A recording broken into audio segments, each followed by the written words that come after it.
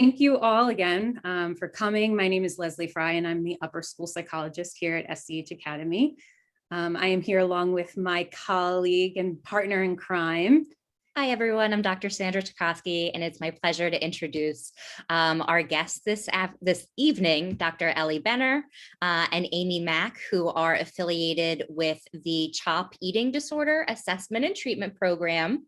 I hope I got that right. Thank you both so much for joining us. Thank you guys for having us. Our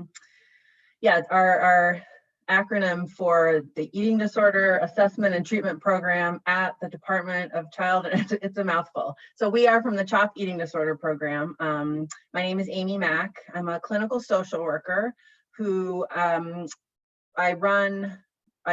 act as the program director of our intensive outpatient program, and then also carry families in the outpatient program on my caseload. And I am thrilled to introduce my partner in crime.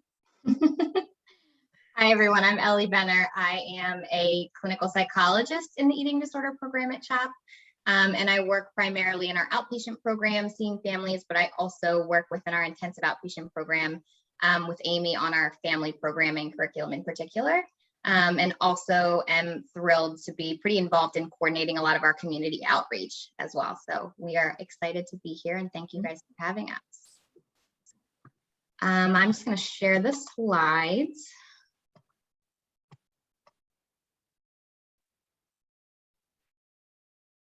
So we have tried to pack as much information as possible in for everyone tonight. We're going to hopefully fly through it and certainly leave time for questions.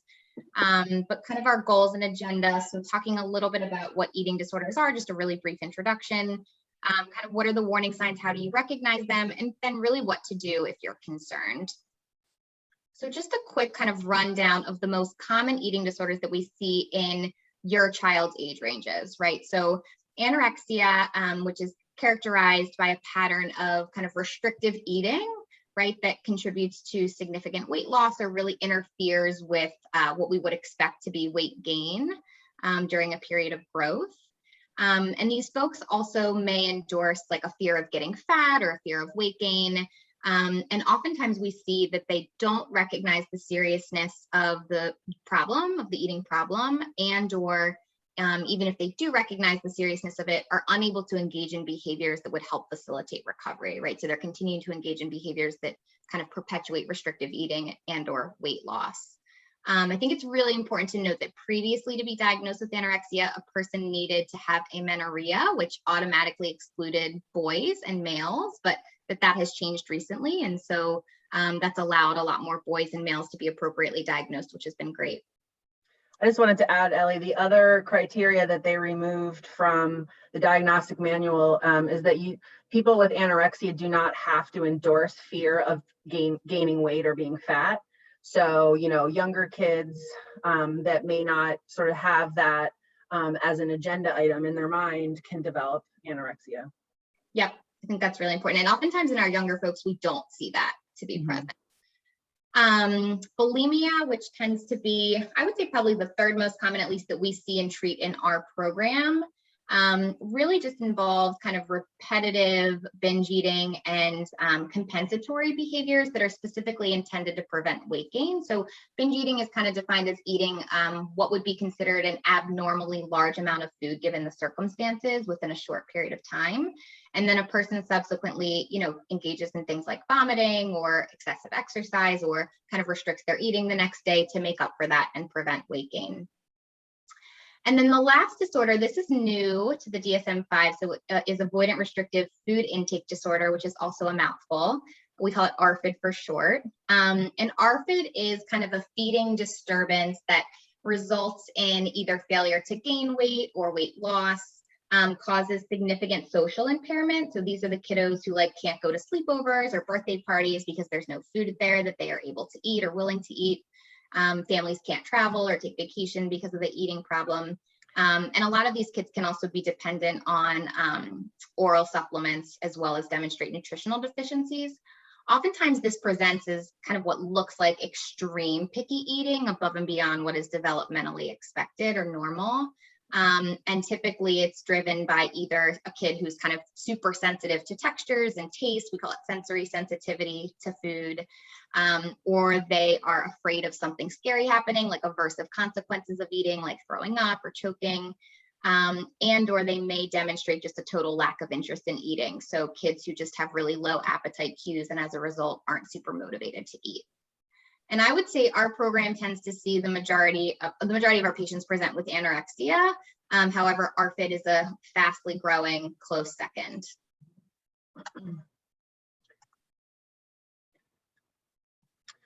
So this is a very common question that comes from, when a family comes to us, they're in the midst of a health crisis with their child. And, as a parent myself, one of the things parents want to know is like, how did this happen? And, what did they do something? Did they miss something? And what we like to we take a very agnostic stance toward cause. We don't know. There's a lot of different variables that go into the development of an eating disorder. We know that they're neurobiologically driven. We know that there is a genetic component. We know that the genetics can be triggered by environmental stressors. So it's very complicated. So it's not simple enough just to pinpoint like this is how we got it.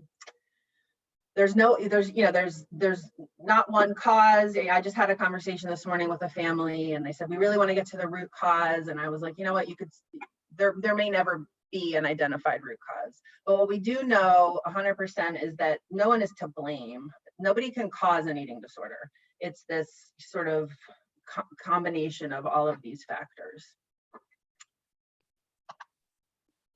Just to kind of elaborate a little bit on kind of the interaction between biology and environment. So we do know that 60 to 80% of the reason why Sally versus Susie develops an eating disorder is due to genetic differences. There is a very, very large genetic component to these illnesses, equally as large as other mental health disorders like schizophrenia and bipolar disorder. Part of the reason that we know this is we see higher rates of eating disorders in identical twins, right, who share DNA, as well as higher rates of illness in first-degree relatives. The more recent neurobiological research has also showed that folks with eating disorders, brains are just wired a little bit differently when it comes to eating. So for the majority of us without an eating disorder, we experience food as pleasurable, it's enjoyable, we look forward to it. Our brains release the feel-good hormones, neurotransmitters around eating. But what the neuroimaging studies show is that folks with eating disorders experience that in a different way. So for them, eating can actually feel bad and not good, and restricting or purging or binge eating can actually feel good, right? And so they're feeling good in response to disordered behaviors rather than in response to eating like you or I. And there's also data to show that part of the reason it's thought that eating disorders, kind of that median age of onset is around puberty, age 12 or 13 for anorexia and bulimia, is due to the hormonal changes that are happening around that time. So there is data showing that hormones certainly influence things as well.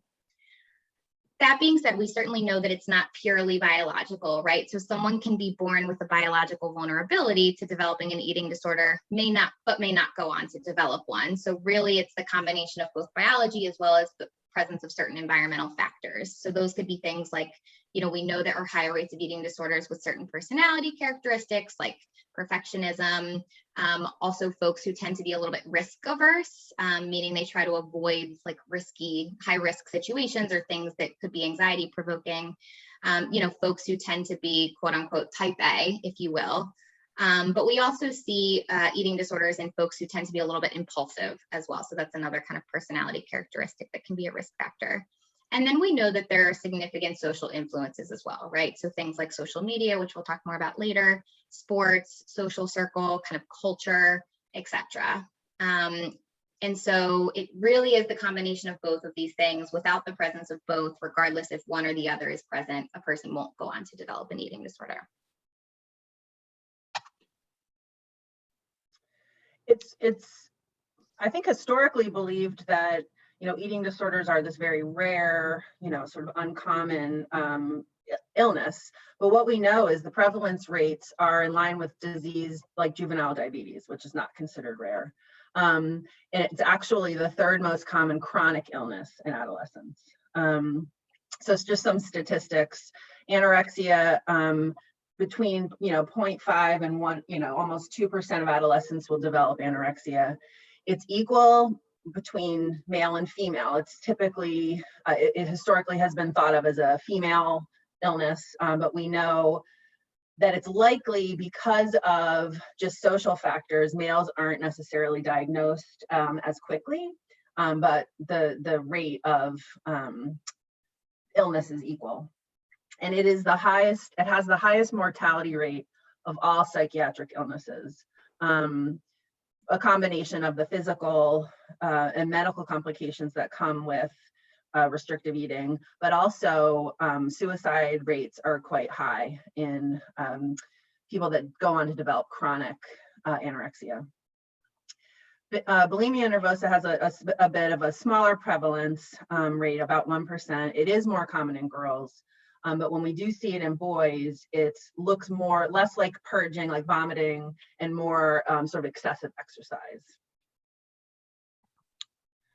And Arfid, the new kid on the block, is starting to sort of emerge as a higher prevalence eating disorder.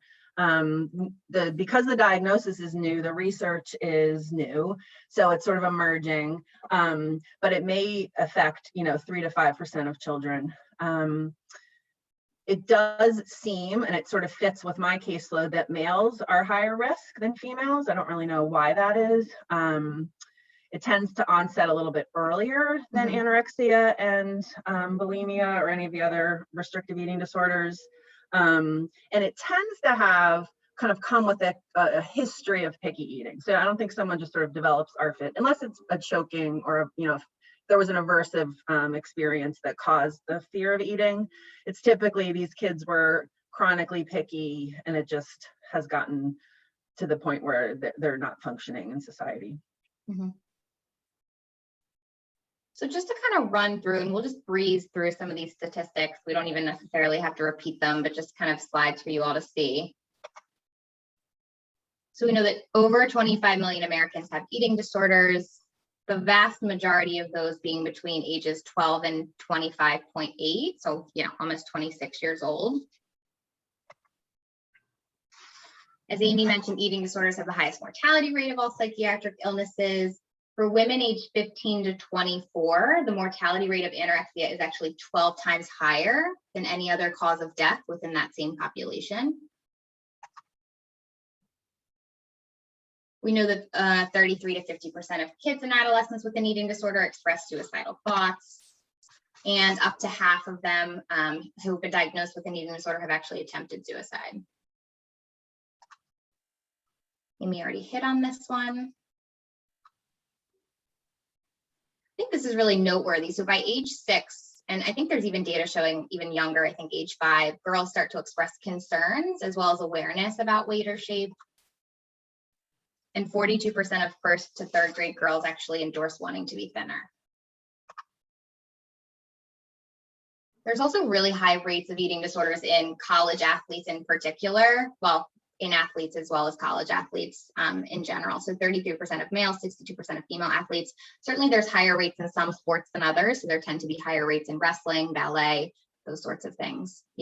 Sports that are either kind of, there's a focus on appearance or like a weight-based kind of function.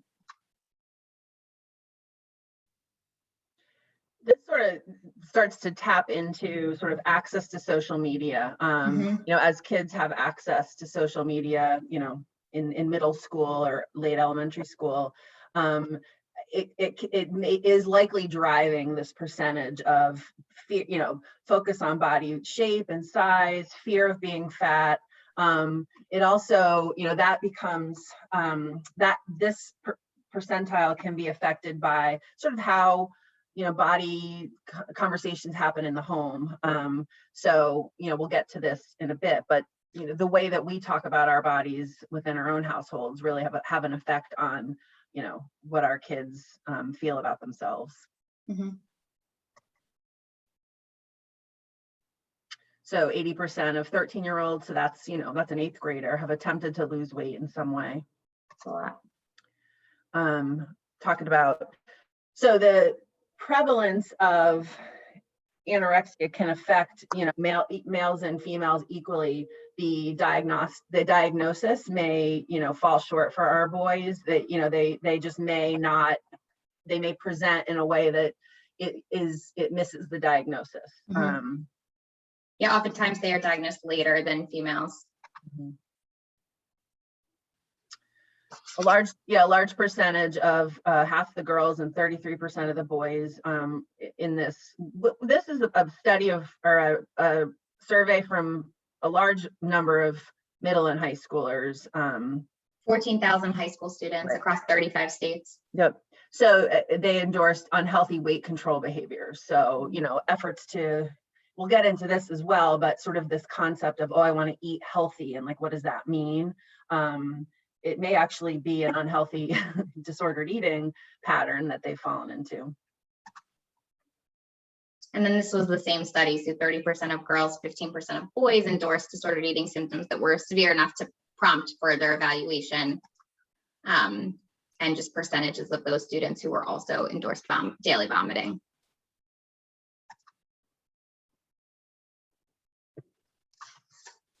Oops.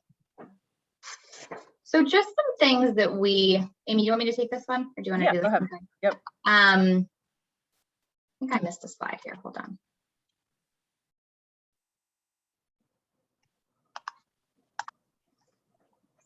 So I think it's really important to highlight that, not only are eating disorders not rare or exotic diseases, but that people across all socioeconomic groups, across race, ethnicity, gender, sexual orientation, religion, etc., are equally affected by eating disorders. I think historically there's been this idea that eating disorders only affect kind of middle to upper class white females, and that just isn't the case. The data does not hold up in the data. We see it across countries, again, across all groups. I do think what's really noteworthy, though, is that despite similar rates of eating disorders among, for example, non-Hispanic whites, Hispanics, African Americans, and Asians, people of color are significantly less likely to receive treatment for these exact same issues. And so there's really a disparity with access to care.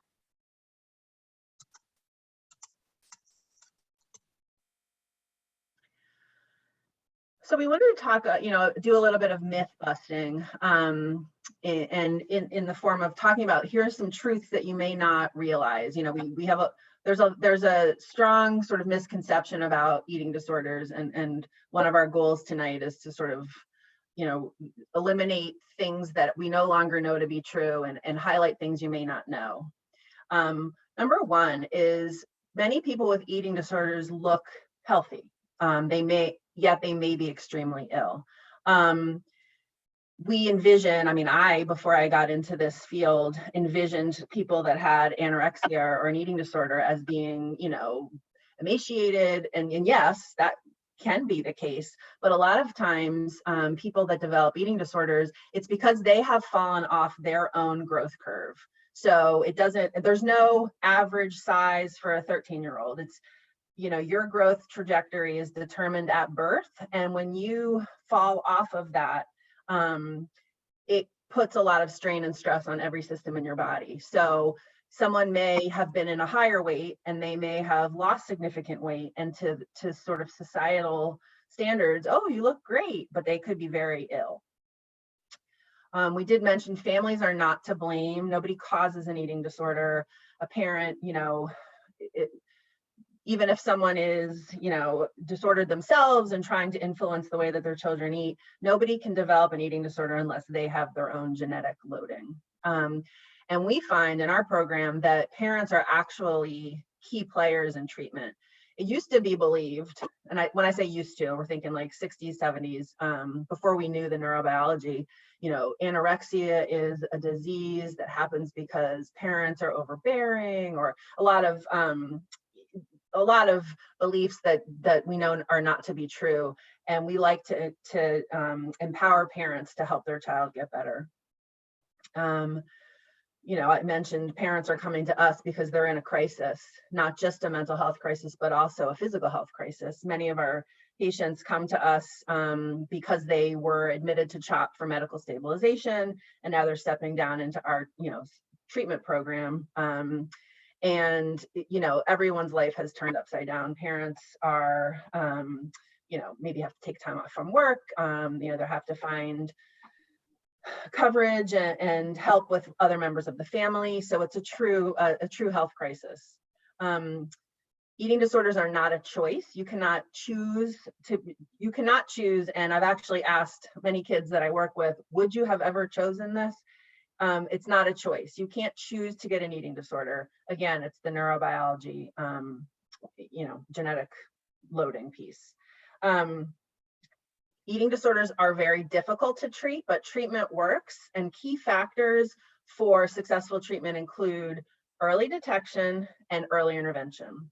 So that's why doing talks like this to, you know, school personnel or parents or, you know, whomever, the more you know what to look for and the sooner you can intervene with a child, the better their outcomes are going to be. Number 6 is pretty important. We wanted to highlight this. And I've alluded to sort of how eating disorders were previously thought. It used to be thought that eating disorders were a way to control you know, your life when you're feeling out of control, or it's tied directly to low self-esteem. But we know that's not to be true. We know that this is a neurobiological illness that is, you know, the combination of, you know, environmental stressors plus genetics, and here we are. Does it mean that people with eating disorders maybe don't feel in control and do have self-esteem, low self-esteem? Maybe, but that's not the cause. So in terms of things to kind of look out for, right? So things that would be cause for concern, and we'll kind of break these down into different categories. So you certainly want to be on the lookout for weight and BMI changes. There's a lot of data showing that you'll actually weight loss and or weight maintenance or BMI changes actually precede the onset of observable eating disorder symptoms by 16 to 28 months, right? So if you're seeing like weight loss, or your child isn't gaining weight, or their BMI has kind of flatlined, even if they aren't showing eating disorder symptoms necessarily, you still want to be concerned about that, because again, oftentimes that predates the onset of behaviors that are to follow. So certainly paying attention to growth curves, you know, talking about this with your pediatrician. Although I will say the 2016 Academy of Pediatrics recommended that pediatricians not discuss weight in front of child and adolescent patients, but certainly having that conversation with pediatricians alone without your child present would be certainly something that, you know, we would encourage you to do. Certainly if there's a family history of an eating disorder, even if like maybe Aunt Sally wasn't formally diagnosed, but had some weird or odd eating habits, or still to this day, like has some odd habits, just being really mindful of that, given that we know, you know, eating disorders tend to run in families. And I think paying even closer attention to like potential growth changes in those circumstances. You would certainly also want to be concerned in the case of, you know, if your daughter loses their period, or if there are changes in period, even if their period isn't as consistent, or they're spotting, or it's lighter than usual. I think oftentimes this is sanctioned as normal within the sports world. And our wonderful colleague, Carrie Heckert, who has a background in exercise physiology, will tell you that regardless of the sport, it is not normal for girls to lose their period, and that really should never occur. And then the other thing to look out for is a lack of linear growth. And this happens because the body isn't getting enough nutrition. It actually takes a lot of energy to facilitate growth. And so oftentimes when a child isn't taking enough in, their linear growth will it'll flatline. They won't continue to follow on their height trend. And so you'll see them kind of drop off. It takes, you know, this is an estimate, but it takes about 5 pounds to grow an inch. So if your child isn't gaining, they're not growing. And there's a window of time, you know, for females and males, it's a little bit different, but there's a window of time where your full growth potential exists, and then you kind of lose that opportunity. So, you know, I just took my kid to the pediatrician the other day, and, you know, I know what to look for on a growth curve, but it's never normal to see your child's growth curve turn down. Never. It should always be curving up along, you know, the standard curve. Yep, and that's true from age 2 on. Kids, people in general, tend to follow a very similar growth trajectory starting at age 2. And we'll talk more about this, but it is normal and expected for them to continue to gain weight up until their early 20s, because adolescence is this incredible time of bone growth and organ growth and muscle growth and development. So weight gain is normal and should be expected. Significant weight gain. Yeah, I think I'll save it, but I Yeah. will specify. Yep. So things to look at behaviorally, obviously changes in eating. You start to notice that your child who typically had, a hearty appetite is now kind of pushing food around, not wanting to eat certain things, cutting out certain food groups. I'm always on the, when a kid decides they want to start being a vegetarian, not that there's anything wrong with being a vegetarian, but that's cutting out food groups. And kids need all of this. I mean, ethical and family considerations aside. So dieting, intentional dieting is probably the biggest risk factor in the development of an eating disorder, because energy balance is required for growth and development. So when not enough energy is coming in to support growth, development, and activity, that's what activates the neurobiology of an eating disorder. So if you have the genetics, it's intentional weight loss is certainly going to activate it. And then, if you're not, if you haven't been growing over the course of a couple of years and not gaining weight, that can also sort of kick off the energy imbalance.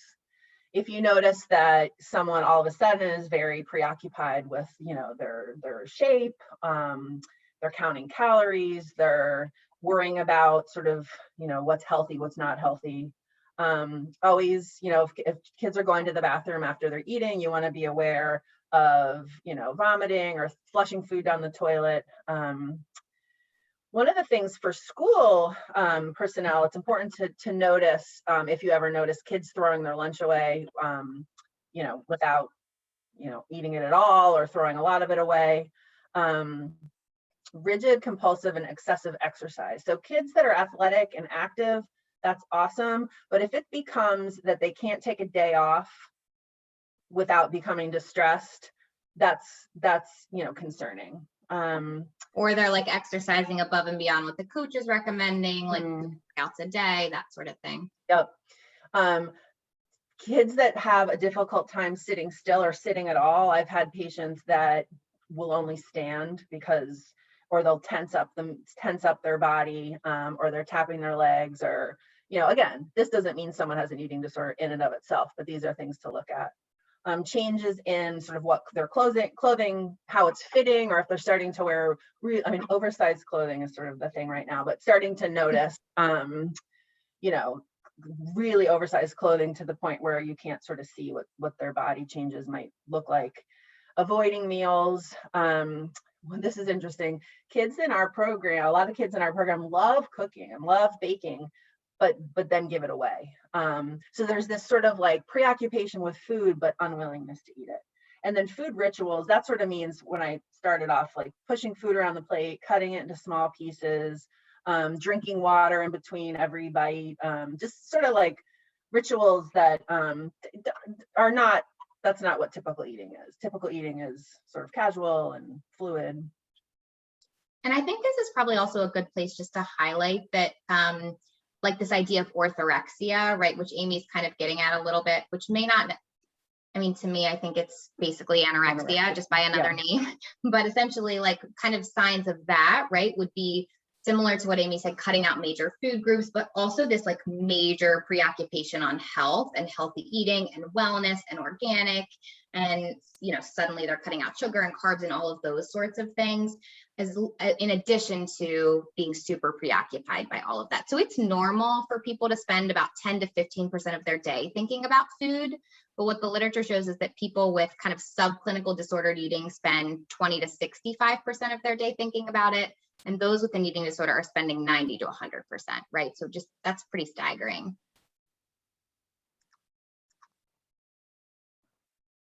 I love this picture. So hunger is a real thing.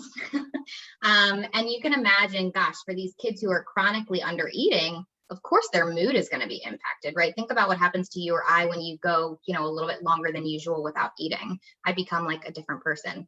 So, some of the warning sign, emotional and cognitive warning signs you might see would be kind of mood changes, personality changes. Parents will often say, my kid just isn't themselves anymore. They're isolating all the time. They're really irritable, or they seem depressed, or they're more anxious than usual. Any period of sustained undereating is going to cause those changes to occur. And even for kids who maybe have been anxious their whole lives or have a history of depression, any kind of pre-existing emotional concern is going to be exacerbated by undereating and by malnutrition. And so we really want to get the eating under control first. And then typically what we see is an improvement in these things. And if there is kind of ongoing anxiety or mood concerns, then certainly kind of treating that down the line. You also may notice things like social isolation or withdrawal. Maybe that could include both not wanting to spend time with family members, which that's kind of tricky, right? Because a lot of teens maybe withdraw from family members, but also not wanting to spend time with friends, etc. Sometimes you'll see worsening academic performance, although I will say it's like incredible how well these people continue to function academically, even when they're incredibly sick. So that isn't always the case. And I think for those kids that I've seen who are struggling academically, they are like hospitalization, like just really, really sick. These kids are able to really compensate really highly in that area in particular. And then certainly if other people in your life are coming to you with concern, then that's certainly something to pause about as well.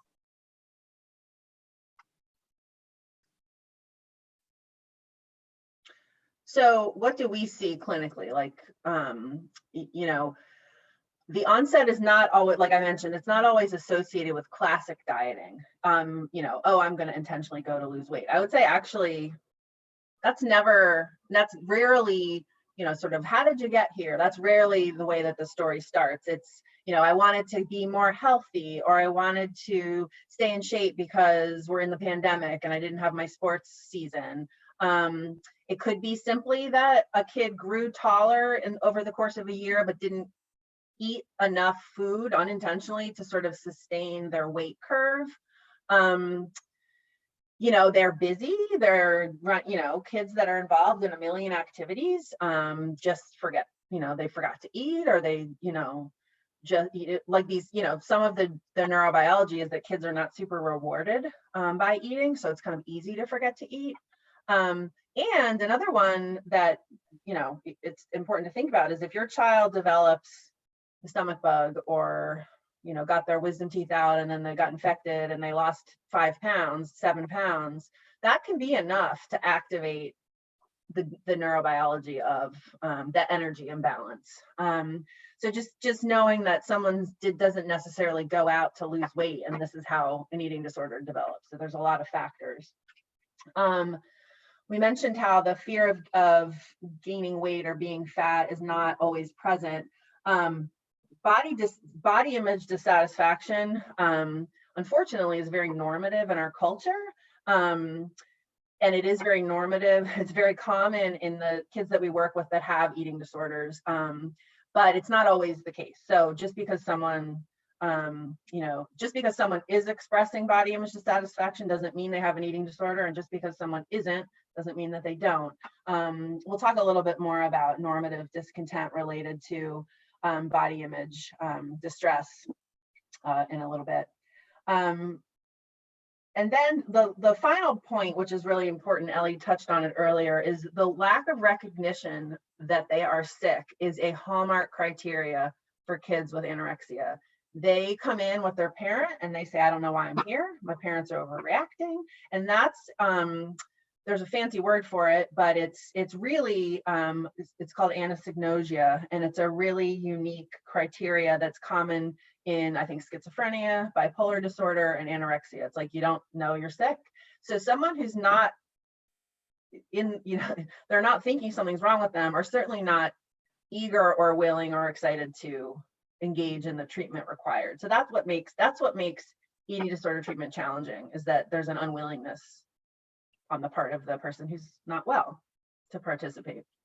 I think just piggybacking off of that, the other thing that's tricky is when a person isn't eating enough and is malnourished, they also start to feel less hungry than they should be. So the hormones in the brain that regulate hunger and satiety, ghrelin and leptin, start to become dysregulated. And so a person feels full too quickly and isn't feeling hungry enough right? And so in addition to, they don't see it as a problem, eating doesn't feel good, they also aren't feeling hungry and they're feeling full really, really quickly. So it's kind of like, you know, a triple threat. The deck is stacked against them.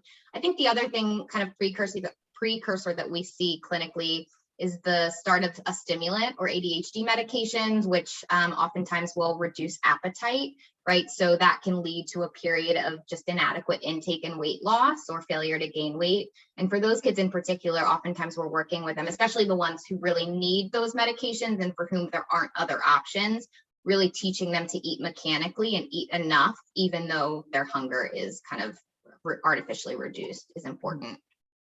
For those kids in particular, also the pattern that we see is that they'll kind of go all day without eating while the medication is active. And then when the medication wears off, oftentimes they'll experience things like binge eating kind of late into the evening is the pattern. And then we can skip over this, I think, Amy, but just to highlight, you know, there are really severe medical complications associated with these illnesses. We are a multidisciplinary program, you know, and collaborate with adolescent medicine for a reason. These kids are really high risk medically. And so yet kind of another reason to really, if you have any cause for concern, you know, don't hesitate, you know, get your kid checked out quickly.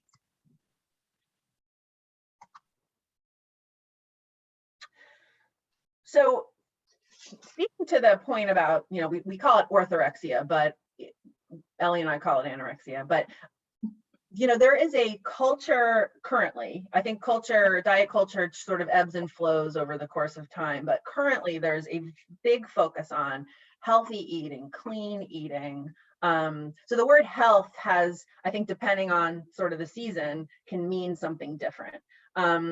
So it's interesting, we will often present this question, like, how do you define health? And, you know, ask for people to sort of share what they think. And we'll hear common responses like, you know, low carb or eating a keto diet or watching your sugar or, you know, you name it.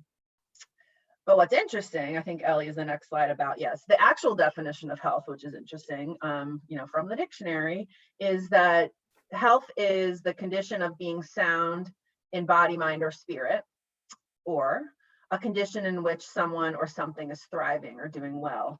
So I think health has become so aligned with sort of weight and shape and size, and it really, you know, by definition has very little to do with that.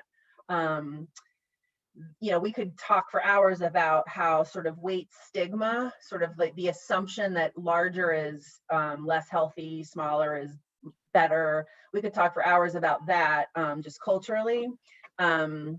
But what we hope to sort of accomplish today is sort of shifting sort of the language around, you know, what is healthy. Kids will hear healthy, you know, have their lesson in health class or, you know, nutrition class, and they'll hear things that, you know, are certainly, I mean, I can't argue with the people that develop a curriculum about nutrition, but some kids that have the vulnerability to go on to develop an eating disorder could hear something like, you know, you should really cut back on your sugar, and then they go home and stop eating cookies and ice cream, and all of a sudden, you know, they're off to the races. So what can you do as a parent if you're concerned, both if you're concerned, but also to kind of, you know, hopefully bolster against the onset of some of these things and what to avoid? So certainly we want to model intuitive eating, and intuitive eating just means eating according to one's internal kind of drive and desire rather than following kind of external prescribed guidelines or rules, right? So if you're hungry for pizza, having pizza. If you're at a birthday party and everyone's having cake and it's normal to do that, have birthday cake, right? Even if there are certain, you know, even if instead of like trying to limit your sugar or count your carbs or those sorts of things, kind of listening to your body's needs and eating based on that, as well as eating when you're hungry and stopping when you're full. Certainly food neutrality is also can be really, really helpful and important. You know, I think societally we are bombarded with the idea that there are good and bad foods, healthy and unhealthy, superfoods. I'm still trying to figure out like what makes something a superfood. Like, I think it's brilliant marketing, but like, what is a superfood, right? But we are totally bombarded with that messaging all day, every day. And as Amy said, some kids, especially kids in adolescence, tend to be a little bit black and white in their thinking. And so they hear that and get super stuck and rigid.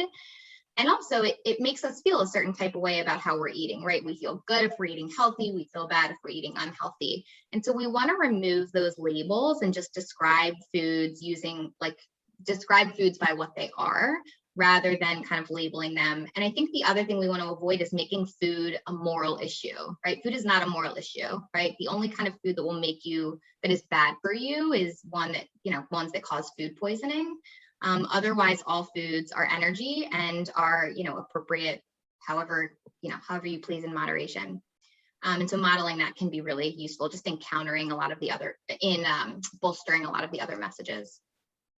Really focusing on what bodies do, so their function rather than what they look like, can kind of help decrease preoccupation with appearance, and talking about size diversity, right? So I always talk about how we would not expect, a Chihuahua and a Saint Bernard to look the same, to weigh the same, to eat the same. They're two completely different sized dogs, right, with unique needs.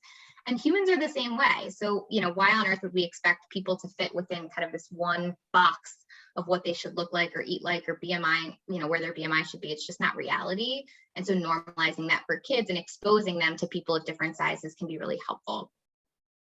Certainly staying up to date and educated about typical body changes that occur during adolescence. So girls between the ages of 10 and 16 gain an average of 46 pounds and grow 10 inches.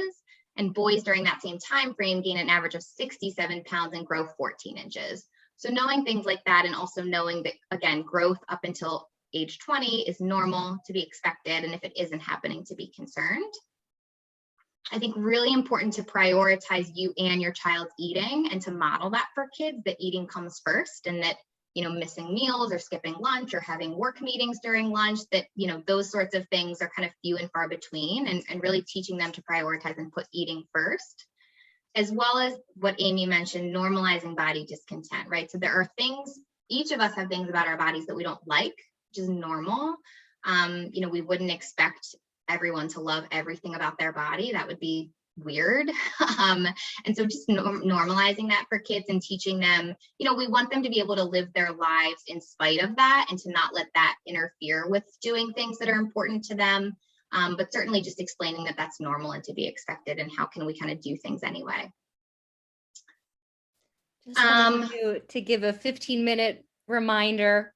Thank you. That's great. Yeah, trying to figure out, Amy, what we can fly through here.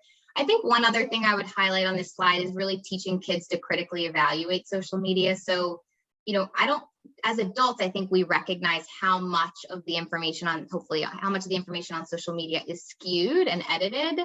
And kids and adolescents don't know that, right? They're seeing these celebrities that they admire and they respect and they want to, they look up to, posting things about diets and all these pictures of themselves, not realizing how much of that has been altered and filtered and isn't true. And so really helping kids to understand how that information is presented to them, and kind of critically evaluating that can really be a protective factor in how it impacts them. I was going to mention, I think that, the positive side to social media is that there's also sort of a thread in the culture of talking about body acceptance, and, talking negatively about over, how social media can sort of misinterpret. I have a 12-year-old myself, and, every once in a while on Instagram, she'll share a diet culture fact. So I'm glad to know that that's out there too. And, that's a talking point that I can have with her. And we encourage you guys to do that too. Some things to sort of avoid, and, nobody's perfect. And I'm sort of thinking about my household growing up. My mom always did Weight Watchers, and I was aware of it, so if you can sort of avoid dieting in front of your children, if there's a reason why you need to eat in a particular way, that's between you and your doctor, but intentional weight loss in front of your children sends a message that that's normal behavior. The other thing to really watch is how you talk about your own body. I hate when my pants are too tight, or, kids hear that. so it's really interesting. The word fat is sort of becoming re-embraced by people of a larger body because they want to sort of take that back, that word. But when kids are talking about fat in a negative way, sort of not engaging in that kind of talk in front of your kids. Body size, shouldn't, larger doesn't mean less healthy, smaller doesn't mean more healthy. You yourself, kids notice if you've made dinner or you're sitting down to the table to eat dinner with your family and everyone's eating something and you're eating something else. Kids notice that. Really trying not to give moral value to food. We couldn't say that enough. Calling things junk food. I mean, that's sort of like, what we call snacks, but if you can get away from junk food, like any food, snacks, clean food, try to not support your children to skip meals because they have to study or they have piano lessons, just really prioritizing meals. If you have concerns about your kid, go for it and talk to them about it. They'll roll their eyes and shut the door in your face or something, but bringing it up and addressing it is key. And remember that self-esteem is really based on personal life experience, not just what you look like, and really fostering that message. Just for the sake of time, I'm going to skip over this slide, but just to be aware of how things like this can certainly, impact children and adolescents. And I think if I were to point anything out or highlight on this, I would kind of highlight the point about exercise. We want exercise to be fun and social and flexible rather than teaching kids to move because they should move or they need to burn calories or they need to burn energy, those sorts of things. So really keeping it flexible and fun is important. One of our physicians, when we talk about exercise, always encourages kids to throw frisbees, which I don't know a single kid that throws frisbee at bowling.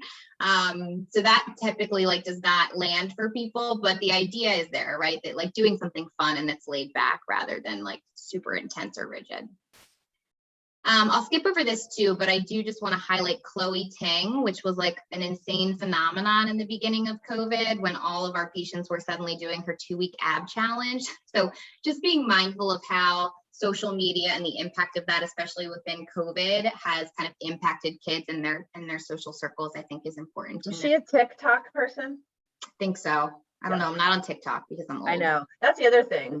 Our kids are on media that I don't use or typically. And then lastly, just suggestions about what to do if you're concerned. So certainly we would strongly recommend scheduling a well visit. It never hurts to get a height and weight check and to certainly speak with your child's physician if you're concerned. I feel like we can't say this enough, but being on the lookout for weight loss and maintenance. And then when it comes to talking to your kid, just asking questions in a curious, non-judgmental way. You can certainly share specific observations or behaviors that you're concerned by. You want to try and avoid anything that could be perceived as accusatory or critical, and really just offering support. Certainly, if you have a partner, talking to them or other family members and kind of getting their observations can be helpful.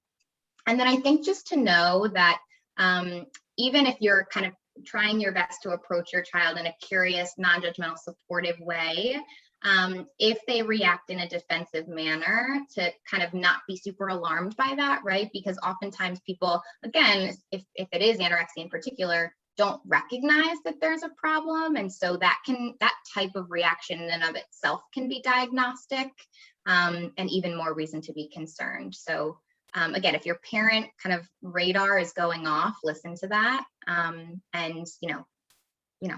react, don't wait. And then we just wanted to include some resources for people. We can let this up, but I know it's 7:52, so I want to make sure we have some time if people have thoughts or questions.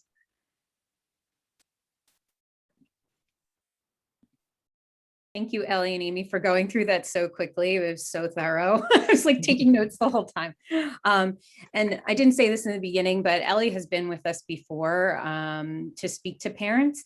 And just like last time, I think that this has just been so helpful in a short amount of time, just to keep people aware and recognize that there are plenty of things going on behind the scenes that are impacting students' ability to learn, and that are impacting all of us that we need to be aware of and be preventative of. So there were some questions already that were provided, and I think you guys hit a lot of them. The one that I guess, well, there's a few, but I think you already kind of addressed this, but just the assumption about people feeling a lack of control with situations and self-esteem and unhappiness with internal, external self. And just, is that still correct assumption, which I think you kind of addressed already, but I wanted to see if you could further talk about that and maybe the thought processes that get them to that point. I mean, I think that, when someone's engaged in, eating disorder behavior, their brain is malnourished, there's, the the flat affect that may come with sort of the decreased energy to the brain. There can be a lot of things about active eating disorder sort of behavior that can look like or can lend to low self-esteem, which can, so it doesn't mean it's causal. It may be, it may be an overlapping situation. But one of the things to think about, so the eating disorder brain, Elliot alluded to, that the brain is sort of wired a bit differently, and restriction can actually be a way to activate the reward center in the brain. So in some ways, the eating disorder behavior can be a coping skill that is effective for them, but it's certainly, and that can look like this control piece. I mean, I'm trying to address the fact that this comes up a lot, that, the way that the brain and the reward system, is affected by eating disorders. Restriction can sort of bring a sense of calm and a sense of control, I guess, but it's not certainly what causes the eating disorder. Yeah, and I think what's just important to note is that, we really don't know what causes them, and that there really is no one cause. So I think about if we have a bucket, right? And in the bucket are drops of genetics and sports and social and emotions, right? But we don't know what drop kind of tips the bucket, so to speak, and really causes the onset of an eating disorder. But certainly there are a lot of influencers within that, right, that are interacting. And I agree with everything you said. We have a few questions under the Q&A. So there's one question that says, 2% seems low for anorexia. Is SCH in a subgroup where the rate is higher? Or can you guys speak to, perceiving that we're in a population where eating disorders might be more readily visible, perhaps? I think it has a lot to do with access to care and diagnoses. I mean, saying that SCH is in a subgroup where the rate is higher would sort of lend to, making assumptions about, who is affected most by anorexia and eating disorders. But I think it really is about, the culture of parenting in the school and noticing and diagnostic, right? Getting diagnosed early, quickly. Those are my thoughts. And even just the type of information that parents have access to, right? So I would say that eating disorders are probably equally as prevalent in other school districts or other groupings, right? But that parents may not have access to the same information, right? So they may not recognize the same behaviors and be as concerned about them, for example. So I agree with Amy. There's another question that says, how can schools provide conditions for healthy eating at lunch when it comes to school? What are we defining as healthy eating? Would be my question. That's the question, right? That's why I let Ellie answer this one. No, so yeah, I think it depends on what you're thinking about that and how you're defining that. My kind of answer to an ideal eating environment would be one in which all foods are presented equally as equally nutritious, and no foods are kind of stigmatized. And certainly I just my own reaction is I don't love when there's like calories or serving size or those kinds of things, right? Because we want kids to eat intuitively, to eat when they're hungry and stop when they're full and not be thinking about those things. So I would say one in which kind of eating intuitively and a wide variety of foods and in a food neutral environment for me would be kind of like the ideal. That question actually makes me think of one of the questions that Leslie, you had emailed us about, this kind of culture of skipping meals and how that can become sort of the thing to do amongst peers. And I would say, as a school, if you're noticing that there's a table full of kids that aren't eating, that should not be the case, so noticing, just being aware.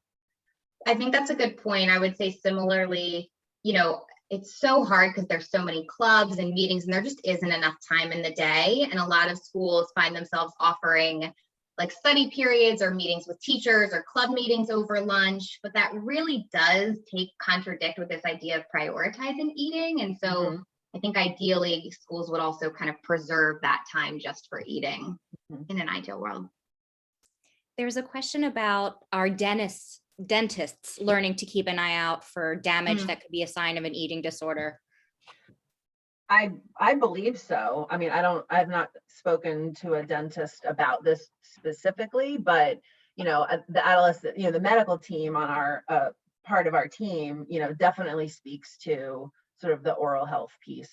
So I would imagine that that's part of their training. My dad is a dentist and he's also a professor at Penn. And this is something that he talks about with his dental students, and also something that is maybe not an early warning sign, but can be like sort of a middle of the road as an eating disorder progresses. You can see the deterioration of the enamel, and dentists are certainly aware of that, and hygienists as well. Good. All right. It's like all hands on deck.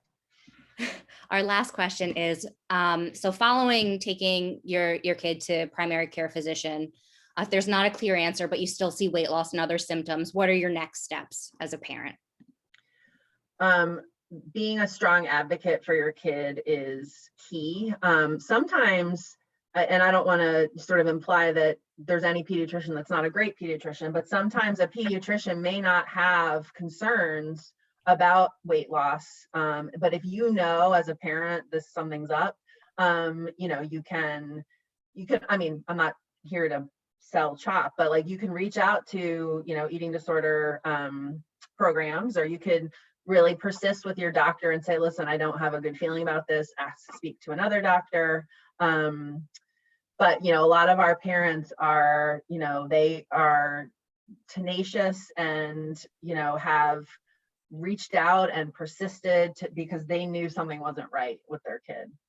And I would also say, like, I would empower parents if they're seeing eating behaviors that are off, like, you absolutely can feel free and should feel empowered to step in and intervene in terms of like, if your kid isn't eating enough, help them to eat more, right? Like start kind of structuring their meals for them, offering advice on how to eat more. So you can kind of insert yourself in their eating and kind of help them make better choices while you're also in the process of potentially getting in with a specialist. And certainly if you are really concerned that they're not taking in enough, then you can also feel free to, reduce their physical activity, because when someone isn't eating enough, any amount of energy that's burned is precious, right? And so you really want to try to conserve that as much as possible.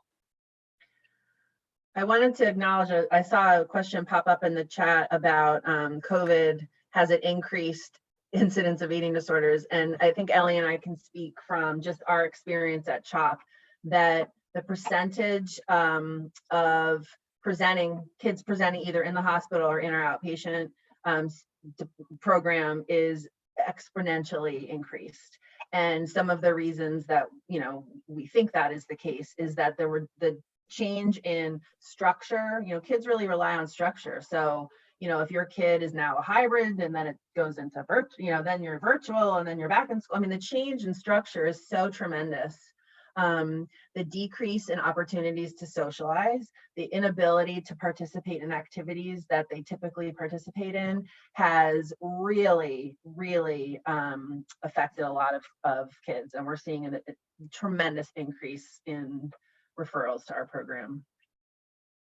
think one of our colleagues is really focused on research, and excuse me, Dr. Timko is looking into sort of like doing a deep dive into the increase and reasons why.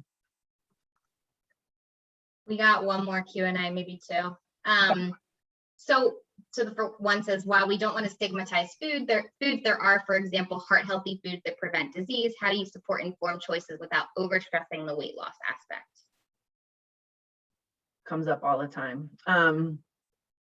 So we strongly believe that there is no food that isn't an okay food, but when foods are sort of stigmatized, it tends to be that's the food that somebody wants, right? So if there's a dietitian out there, her name's Ellen Satter. She's written a lot of books about kind of developing a healthy relationship with food as from birth, and she says that presenting the what and the when, I might be botching this, but the what and the when is the job of the parent, and the how much is the job of the kid. And really just giving them permission to listen to their own body, so much so that you could put chocolate, Hershey Kisses, carrots, and I don't know, potato chips, and if a kid has the choice, if they just listen to their body, they may really want the carrots that day, versus if they can only get sweet sometimes, they're going to go for that. So I don't know if that's a big question with a long answer that we could probably spend a lot of time on, but those are. And I would just say, I mean, you're right? Like there are some foods that have maybe more nutrition than others, right? That is true. I think the takeaway is we just don't want to stigmatize either category. Like we want food to be neutral. And what Amy's saying is true, that if you actually present a wide variety of foods, kids will naturally eat a wide variety of foods. And a lot of parents are anxious, like if they're offered ice cream, they're always going to go for the ice cream. And that may happen at first, but eventually they're going to get tired of the ice cream, So really the idea is just kind of no foods being off limit, foods being neutral, and naturally kids will kind of, have a wide variety, pretty nutritious diet on their own.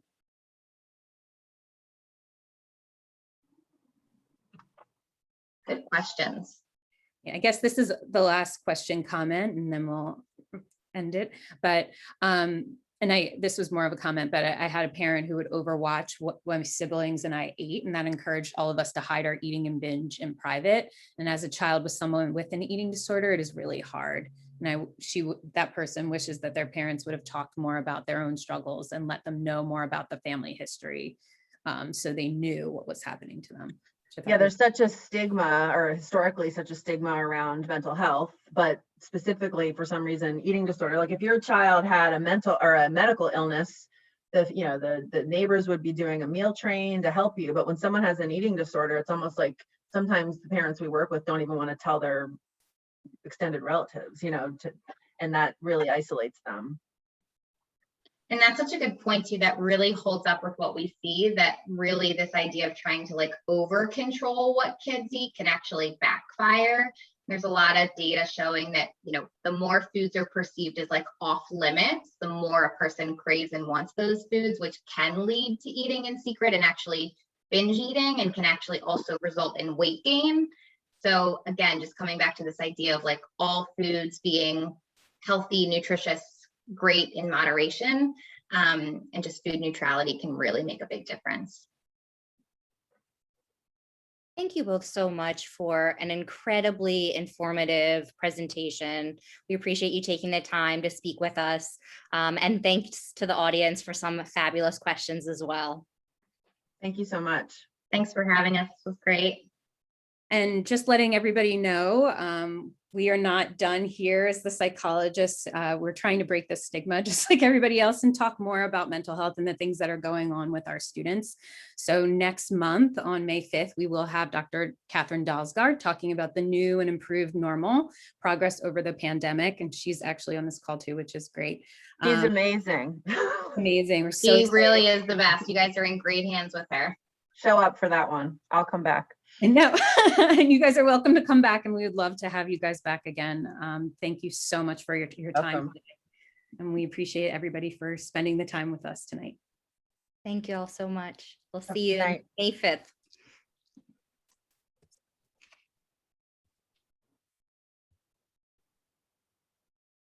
Should we stop the recording? Sorry, guys, I'm trying to stop sharing. Okay.